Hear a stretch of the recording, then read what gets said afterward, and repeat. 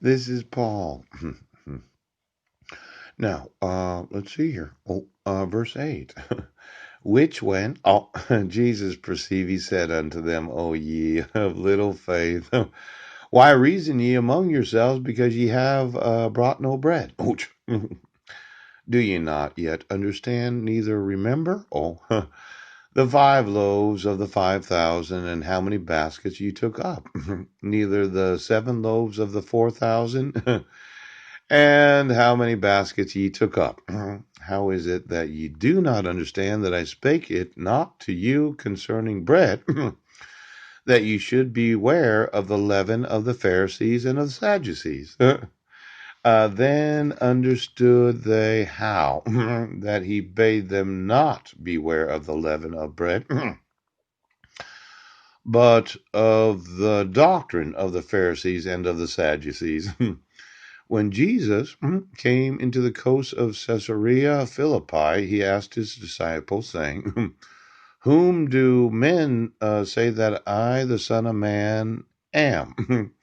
And they said, Some say that thou art John the Baptist, some Elias, others Jeremiah, yeah, or one of the prophets. Yeah.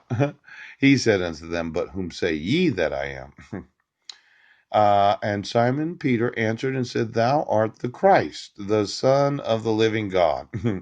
And Jesus answered and said unto him, Blessed art thou, Simon Barjona, for flesh and blood hath not revealed it unto thee, but my Father which is in heaven. Yeah. And I say unto thee, thou art Peter, and upon this rock I will build my church, and the gates of hell shall not prevail against it. Yeah. Now, there's a lot in this verse 18 as it involves the last 2,000 years of Christianity. Yeah. And for the Vatican, the Pope, and all of those in Catholicism that say that the Pope and the transference of anointing from the time of Peter until today. Yeah.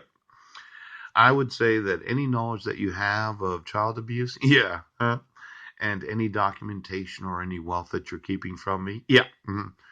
Uh,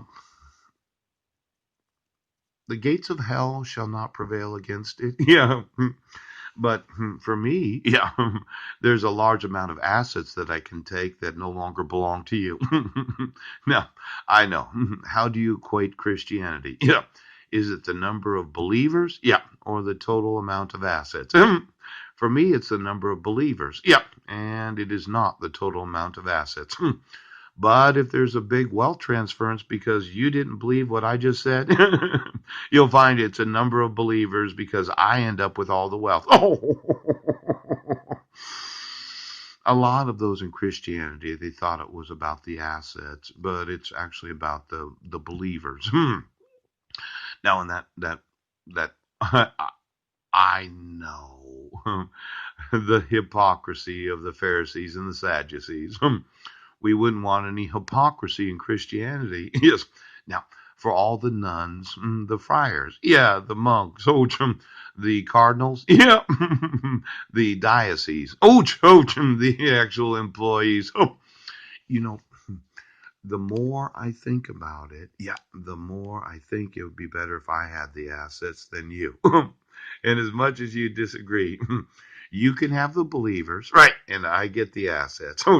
And then I spend the assets how I want. Yep. And you keep the believers that you have. Oh, now you have to really evaluate it. Yep.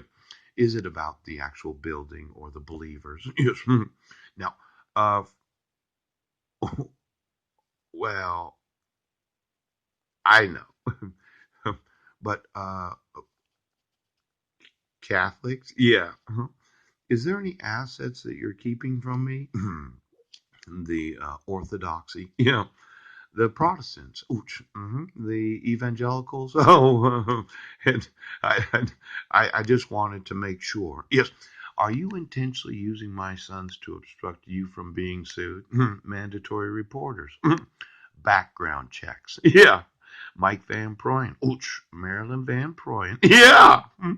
Now, for all of those, ouch, the Assembly of Gods, the Lutherans, Methodists, Presbyterians, ouch, the The Unitarians. Yeah, the Mormons. Ooh, ooch, ooch. You know, why don't you just go ahead? Yeah, you could have the believers, and I'm going to have the assets. I'll sell them. Yes, as I said, you can have the believers. They don't need any place to worship. You can have them.